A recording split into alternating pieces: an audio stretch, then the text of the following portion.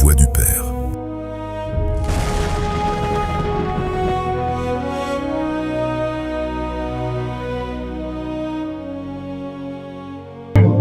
Alors, nous allons prendre un dévotionnel.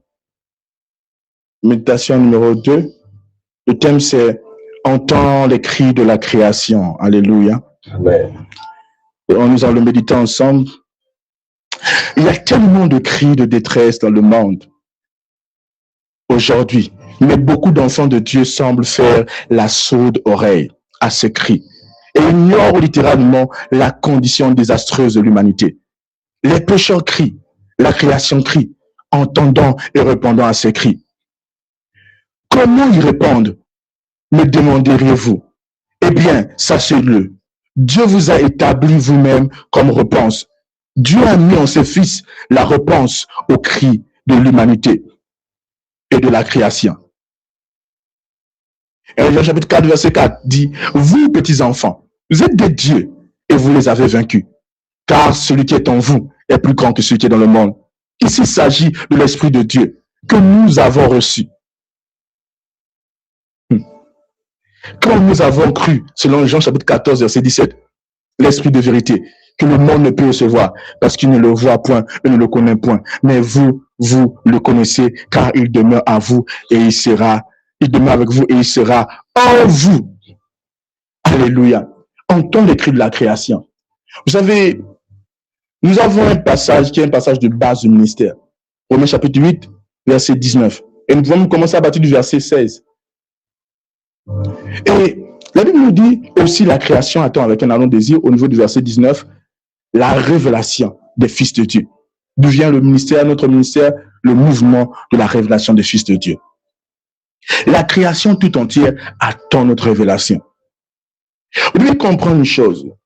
Nous sommes dans le monde comme réponse. Un chrétien qui passe à côté de la réalité, selon laquelle il est une réponse pour son monde, il ne peut pas accomplir ce que Dieu l'appelle à accomplir. Nous sommes en mission dans le monde. Ne l'ignorez jamais. Nous sommes en mission. Nous ne sommes pas sur la terre juste pour jouer, vivre juste une vie ordinaire. Non. Nous sommes en mission.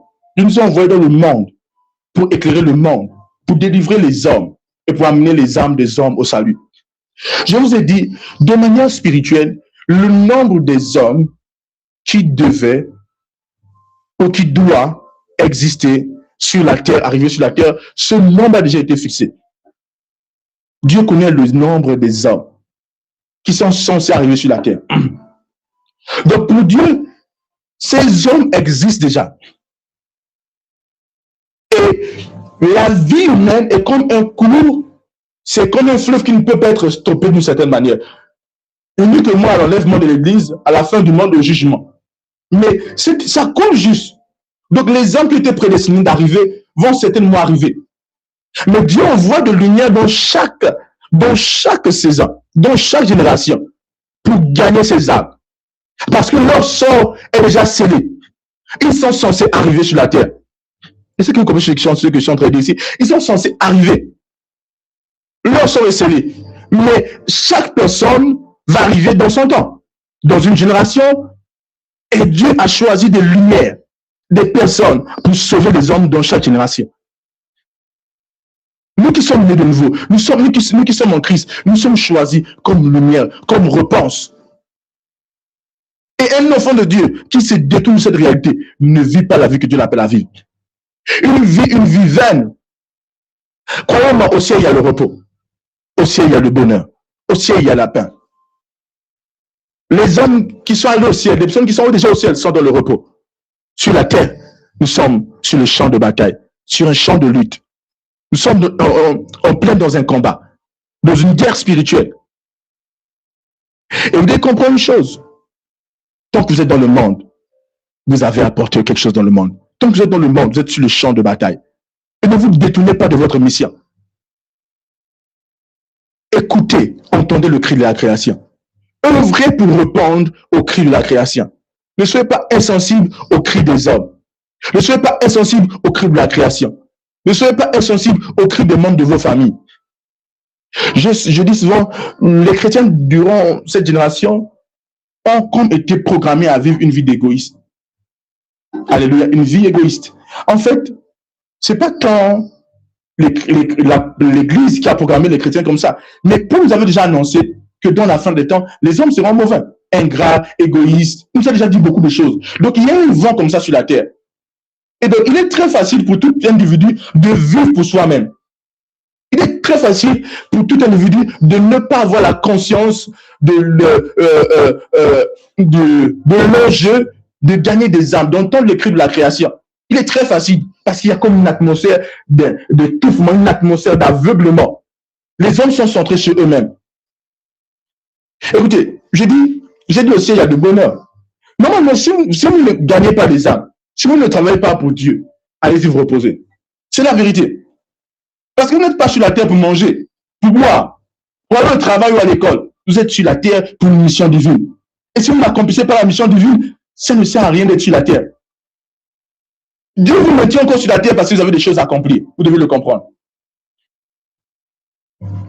Tant que vous êtes sur la terre, vous avez des choses à accomplir. Donc, ne vivez pas une vie folle. Accomplissez ce que vous êtes appelé à accomplir sur la terre. Remplissez l'appel de Dieu sur votre vie. Remplissez l'appel de Dieu sur votre destinée.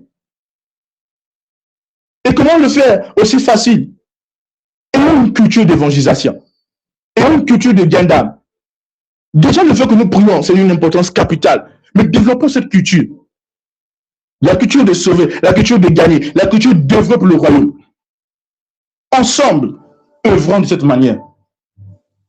Écoutons les cris des membres de nos familles. Vous savez, parfois certaines personnes n'entendent pas les cris des membres de leur famille.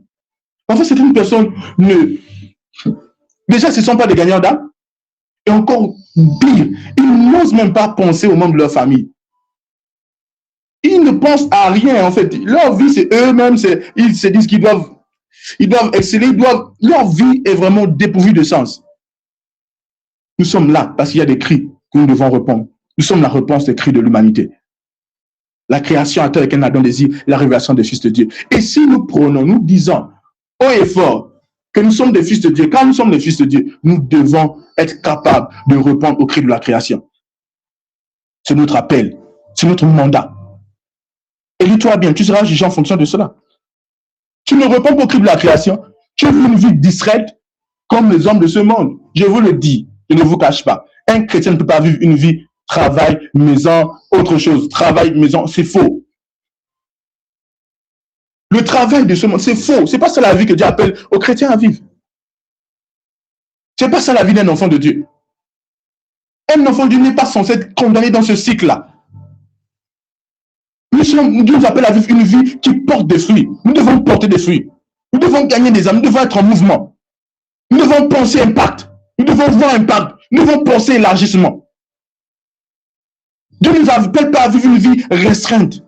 Une vie qui est donc comme dans une boucle, dans un cycle qui n'est pas en accord avec Dieu. Dieu a fait exprès de rendre le travail tellement saturant, le travail prend tellement du temps que les hommes n'ont plus le temps pour rien. Les personnes disent, je suis qui dit qu'il travaille, prophète, je suis tellement fatigué, je n'arrive même pas à prier, je n'arrive pas à suivre le programme, je n'arrive pas à faire ceci, faire cela. Frère, tu dois travailler avec ta foi pour sortir de ce cycle. Mais encore là, tu dois sortir de ce cycle, mais être prospère. Oui. Alléluia. Donc c'est très important de le comprendre. Vous savez, si vous êtes sur la terre, comprenez l'enjeu de votre mission.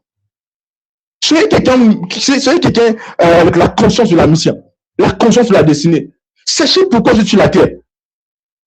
Visualisez, voyez vos prochains niveaux de gloire. Voyez ce que Dieu vous appelle à faire. Et la conscience de la mission. Et la conscience de la destinée. Ne soyez pas juste comme ça. Ne sachant rien faire. Marchez là où Dieu vous propulse. Comme Dieu vous lance, lancez-vous. Dieu ne nous appelle pas à vivre une vie juste. Non, Dieu nous appelle à vivre une vie d'impact. Il dit, allez, faites de toutes les nations des disciples. Il dit, gagnez des âmes. Il nous envoie à la conquête. Nous ne pouvons pas, en tant que chrétiens, vivre une vie restreinte. Il y a mieux que cela. Et c'est très facile de faire de l'impact. C'est très facile de répandre la lumière dans son monde. C'est très facile de répondre au cri de la création. C'est très facile. Tu sors, tu évangélises. tu peux parler à quelqu'un, tu parles à quelqu'un, tu évangélises, tu partages les liens, tu partages les enseignements. C'est très facile dans cette génération. Il y a une soeur qui est connectée ici, qui a gagné des personnes ici, qui sont régulières ici, dans les enseignements, dans les temps de live et enseignement. Ces personnes ne sont pas à l'église, mais ces personnes sont présentes. On les voit tout le temps connectées ici. Ces personnes ne ratent pas de live. Ces personnes sont engagées dans le message comme jamais auparavant. Et ce message porte des fruits dans leur vie. Des personnes qui assistent tous les programmes, les temps de prière, les temps d'enseignement. Vous vous rendez compte de ça? C'est choquant. Ces personnes sont en train de faire quoi? Ces personnes sont en train de répondre aux cris de ce monde. Ces personnes qui sont venues au contact de ce message, brisées, affaiblies. Mais par cette personne, ces personnes ont expérimenté de la liberté. Elles ont reçu la réponse à leurs cris. Donc, nous pouvons œuvrer de toutes les manières, faire ce que nous pouvons faire pour répondre aux cris de la création. Faites quelque chose, trouvez quoi faire. Je vous le dis, peu importe, vous devez absolument faire quelque chose. Vous devez trouver quoi faire pour répondre aux cris. Improvisez quelque chose, trouvez quoi faire. Innovez les choses pour impacter. Ne vivez pas une vie dépourvue de sens, dépourvue d'impact. Planifiez gagner les âmes, planifiez affecter votre monde. Planifiez changer de vie. Planifiez. Soyez une tête pensante pour l'impact. Soyez une tête pensante pour l'avancement de l'évangile. Ne soyez pas dépourvu de sens. Vous ne pensez pas comment faire de l'impact. Vous ne pensez pas comment sauver des vies. Vous ne pensez pas comment changer votre monde. Nous avons cette responsabilité. Vous devez gagner des âmes. Alléluia. Oui, c'est notre appel en Christ. Tout chrétien, ce n'est pas l'appel d'un pasteur, d'un homme de Dieu, c'est faux. C'est l'appel de tout chrétien. Encore là, les hommes de Dieu sont établis pour l'Église et l'Église est établie pour le monde. Nous devons impacter notre monde. Le message, nous ne pouvons pas restreindre ce message. Nous devons le diffuser. Nous devons impacter les gens. Nous devons avoir plus d'impact. Nous devons le faire. Évangéliser, sortir, parler de Jésus. On nous rejette, on dit non, laissez. Nous devons au moins parler de Jésus. Alléluia. Ouais. Nous avons reçu quelque chose à l'intérieur de nous qui est assez grand que ce qui est dans le monde. Nous l'avons reçu. Nous avons cela en nous. Alléluia. Ce n'est pas pour rien que l'Esprit de Dieu est venu dans votre vie. Lorsqu'il est venu, il a fait de vous un Christ, un sauveur. Ouh là là. Le chapitre 4, verset 18 à 19 dit « L'Esprit du Seigneur est sur moi parce qu'il m'a oint pour annoncer une bonne nouvelle. » Pourquoi tu as reçu l'Esprit de Dieu? Pourquoi l'Esprit de Dieu en toi? Il était seulement sur les autres. Mais lui, il est en nous maintenant. Il peut bouger, il peut parler, alléluia. Il peut marcher. Pour annoncer une bonne nouvelle aux pauvres. Il m'a envoyé pour guérir ceux qui ont le cœur brisé. Pour proclamer aux captifs la délivrance et aux aveugles le recouvrement de la vue. Pour renvoyer libre les opprimés. Pour publier une année de grâce du Seigneur. Oui, c'est la raison pour laquelle nous avons reçu l'Esprit. Ne limitons pas l'œuvre de l'Esprit à travers nous. Ne le limitons pas. Ne restreignons pas l'œuvre de l'Esprit de Dieu en nous. Laissons l'Esprit se mouvoir librement à travers nous. Donnons libre cours à l'Esprit de Dieu à travers nous. Il veut faire beaucoup de bonnes choses. Tout ce qui est bien là, toutes ces choses, il est passionné, il veut le faire. Permettons à l'Esprit de Dieu de faire ce qu'il aime faire. Les fils de Dieu sont ceux qui sont conduits par l'Esprit de Dieu. L'Esprit de Dieu a été donné pour témoigner. Il y a peu de témoins de Christ. Il y a peu de témoins de Christ. Il y a peu de témoins de Christ aujourd'hui, c'est étonnant. Il y a peu de témoins de Christ. Nous devons témoigner de Christ. Nous devons témoigner de Christ à notre monde. C'est facile de témoigner. C'est très facile. Et c'est très facile. Faites du témoignage de Christ quelque chose d'ordinaire. Je me souviens pendant que nous on évangélisait, on sortait, on criait.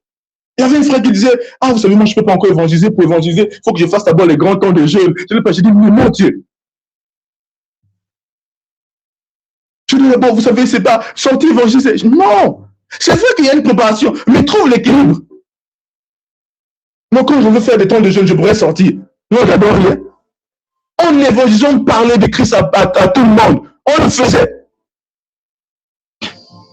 Mais si le frère veut trouver une excuse, Jésus ne nous a jamais dit pour aller évangéliser, il faut faire ceci, il faut passer d'abord 21 jours de jeûne, je sais pas quoi. Non! Il dit, allez faire de toutes les nations mes disciples. Il dit, vous avez reçu l'Esprit de Dieu pour témoigner. Soyez des témoins. Et témoigner, ce n'est pas nécessairement d'abord aller juste dehors comme ça. Trouvez tous les moyens possibles de témoigner. Et là, je ne demande pas quelqu'un de s'asseoir et de prendre une personne et juste parler. Non, soyez des témoins. Donnez mon message parce que une autre personne. Soyez des témoins. Témoignez de Jésus à votre monde. Que le plus grand nombre écoute la bonne nouvelle à travers vous. Soyez des témoins, soyez un témoin. Soyez un témoin. Le Seigneur nous a confié l'évangile. Il nous a confié la bonne nouvelle. Il nous a confié cette richesse aussi précieuse.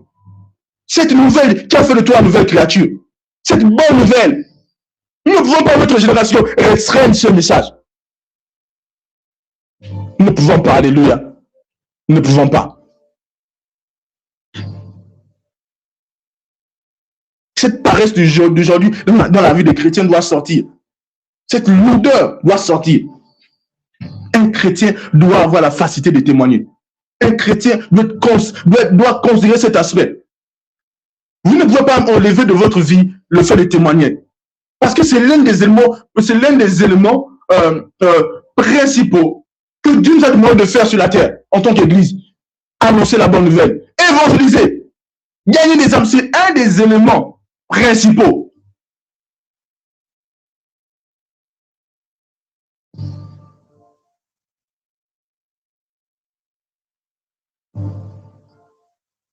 Alléluia.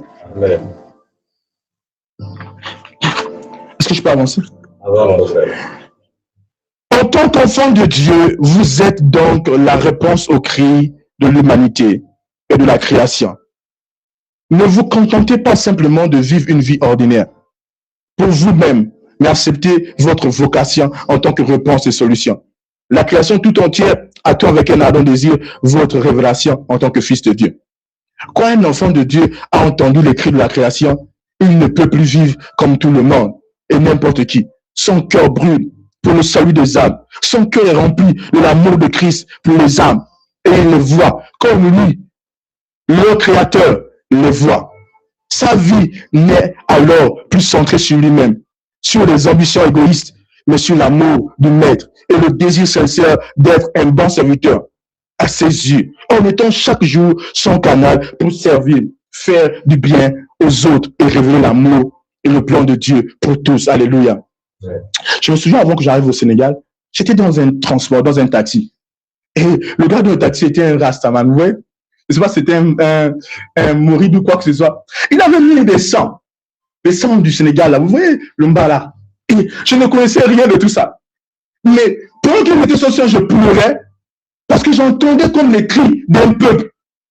En fait, je n'avais aucune idée que je devais me retrouver au Sénégal. Mais je me demandais, ce son-là me faisait pleurer, en fait. Parce que, par l'esprit prophétique, les sons sont très profonds, révèlent quelque chose sur un peuple. Il faut voir que tout peuple a comme une danse, a comme un son, une musique. Et j'étais en larmes.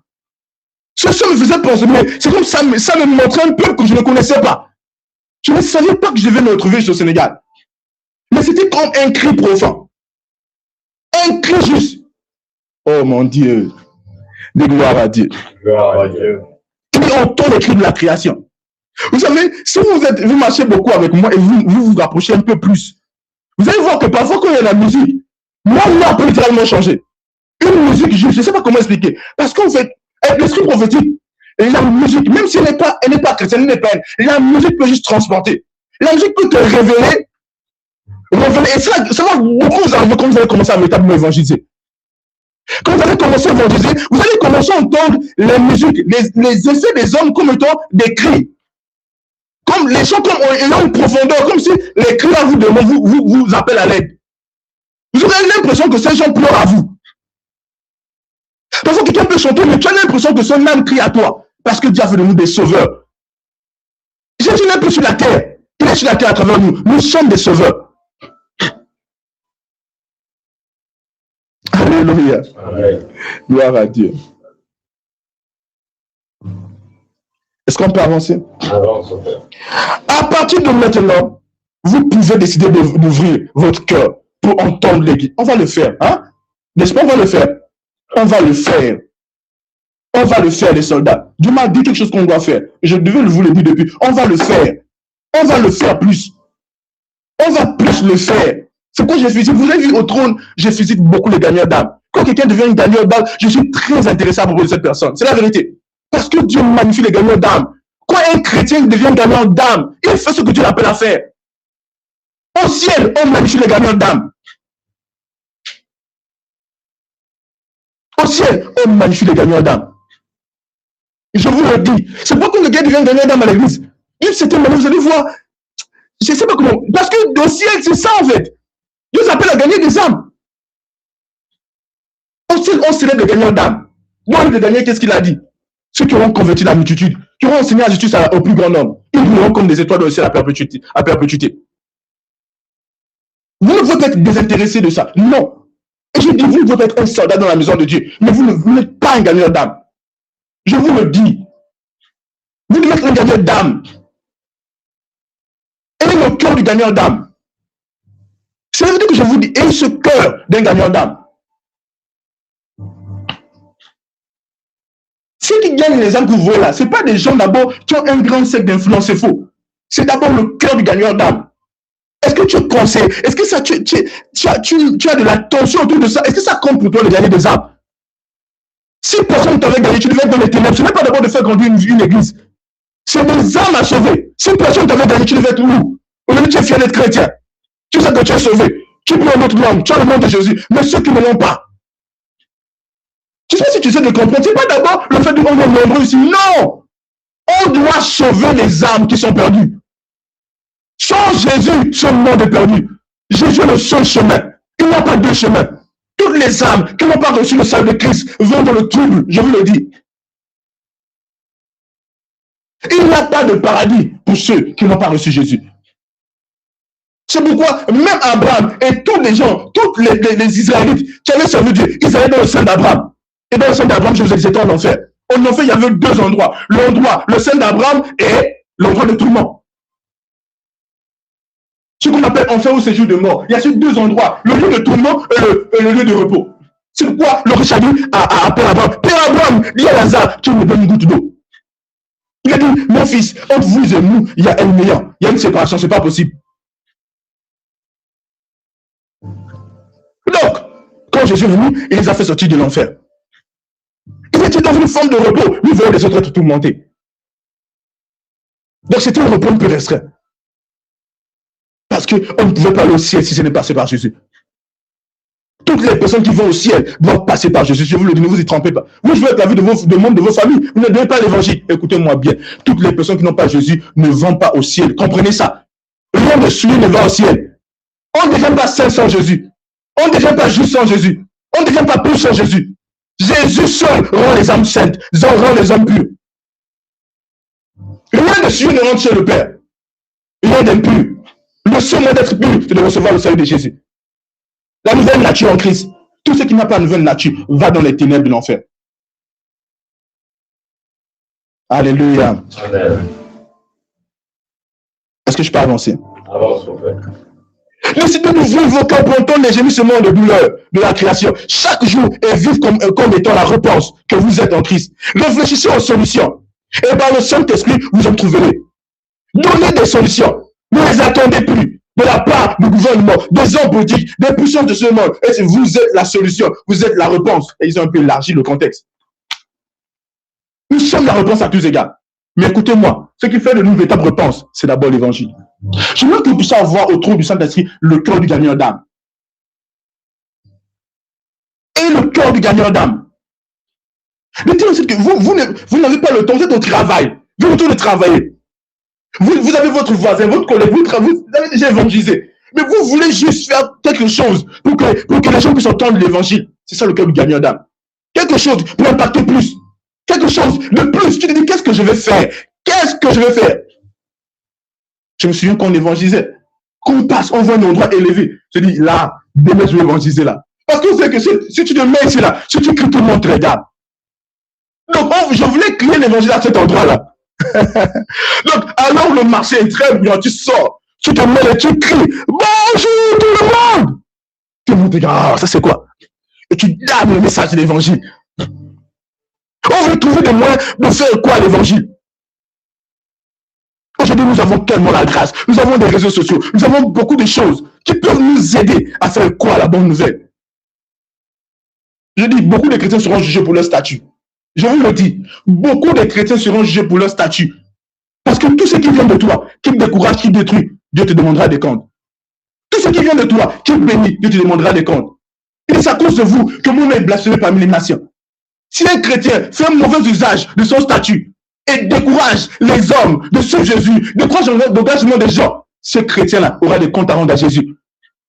Si tu es un chrétien, tu prends ta folie, tes bêtises dans ta tête, tu mets ça sur tes statuts, tu vas rendre des comptes à Dieu. Les gens ne comprennent pas. Tu ne peux pas être un enfant de Dieu et ce que tu sors de toi n'a pas d'impact. Tu rendras des comptes. Jésus va dire, est-ce que tu sais que c'est à cause de toi que quelqu'un n'est pas venu à l'église? Oh, parce que tu faisais des bêtises. Ton statut, eux l'utiliser pour l'évangélisation. Tu mettais tes bêtises sur ton statut. Tu reflétais si vous comprenez ce que je suis en train de dire ici, tu le reflétais sur ton statut et les gens te regardaient et voyaient, disaient non, je ne peux pas être chrétien. Si tel mystère ne me convainc pas, les chrétiens jouent.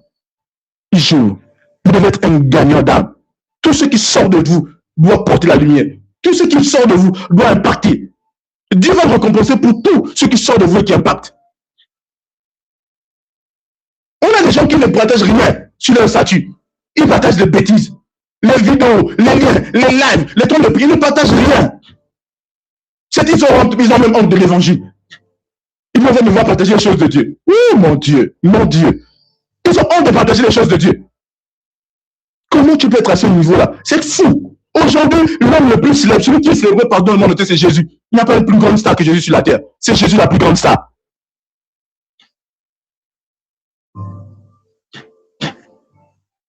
Alléluia. Est-ce que c'est bien compris? Amen. Changeons d'attitude. Changeons. Affrontons la deuxième partie de l'année là avec beaucoup de choses que nous avons adoptées en nous. Faisons-le. Alléluia. Amen. Faisons des confessions. Alléluia. Dis, je suis la réponse au cri de l'humanité. Je suis la réponse au cri de l'humanité. Je suis la solution aux problèmes du monde. Car Christ vit en moi. J'apporte la consolation dans le monde. J'apporte la paix dans les cœurs. J'apporte la lumière là où il y a des ténèbres. Oh, Kéros et Baya. Lève les mains vers le ciel. Prière. Père Céleste, merci de m'avoir donné ton esprit. Tu fais de moi un Christ et un sauveur pour mon monde. Je suis pleinement reconnaissant pour ce que tu as fait de moi. Au nom du Seigneur Jésus-Christ. Amen. Alléluia. Gloire à Dieu. Vous êtes là. Nous avons parlé du salut. Nous avons parlé de Jésus. Nous avons parlé de la vie éternelle. Vous n'avez pas encore reçu la vie éternelle. Vous voulez recevoir la vie éternelle. C'est très facile. La Bible déclare dans Romains chapitre 10, verset 9 à 10. Si tu crois de tout ton cœur, si tu crois dans ton cœur et tu confesses de ta bouche, tu parviens au salut. Et ce matin, certainement, tu crois que oui, Jésus est le Seigneur. Oui, Jésus est le Sauveur. Je veux juste t'inviter à répéter cette prière après moi. Et dès que tu auras répété cette prière, tu seras né de nouveau. Alléluia. Amen. Dis avec moi, Dieu Tout-Puissant, mon Créateur, mettez les mains vers le ciel. Merci de m'avoir tant aimé, au point de donner ton Fils unique pour mon salut éternel. Aujourd'hui, je crois de tout mon cœur que Jésus-Christ est mort pour mon péché et est ressuscité pour ma justification. Je confesse qu'il est mon Seigneur et mon Sauveur. À partir de cet instant, je suis né de nouveau. Je suis sauvé et je reçois la plénitude du Saint-Esprit dans mon esprit au nom du Seigneur Jésus. Amen. Une prière assez simple. Maintenant, tu es né de nouveau là. Tu es né de nouveau, tu es un enfant de Dieu. Alléluia. Bienvenue dans la famille. Alléluia. Je veux juste vous inviter, qui êtes né de nouveau, à nous contacter via les coordonnées épinglées au bas de l'écran, numéro WhatsApp et l'adresse email. Faites-le, c'est très important. Nous vous dirons quoi faire, comment vivre cette nouvelle vie. Alléluia. Amen. Gloire à Dieu.